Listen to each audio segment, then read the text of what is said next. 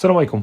اليوم غادي ندويو على سيستم اللي كيتقدر يتحكم في الفيرما ولا الارض الفلاحيه بشكل اوتوماتيكي بلا ما دير والو باستعمال التقنيات اللي حديثه يلا خرجات اللي غادي نشوفوها دابا. بالنسبه لهذا السيستم فكيقدر يتحكم في البومبه الغطاسه ولا البومب ايميرجي اللي في البير ولا البومب حتى السطحيه اللي كتدفع الماء فيرما اللي كتكون مع الباسان، وكيعرف حتى النيفو ديال الماء اللي فيهم باش كيقدر الا ما كانش الماء مزيان ولا النيفو ما مزيانش كيقدر يوقف السقا باش يحمي دوك البومبات باش ما يتحرقوش. كما كنشوفوا هنا مقسمين سيكتورات وكل سيكتور عنده لي زيكتروفان اللي كيتحكم فيه راسو وكنعطيو الماء اللي خاصو. عندنا كذلك التحكم ديال في البومبه اللي عندها علاقه بالاسمده ولي زونغري اللي كيعطي هذاك الدوزاج اللي خاص مع الريزو ديال السقا. وعندنا كذلك العدد ديال المياه، العدادات ديال المياه باش كنعرفوا شحال تكونسوما ديال الماء وشحال داز، وكنعرفوا كذلك شحال غنسقيو في هذيك البلاصه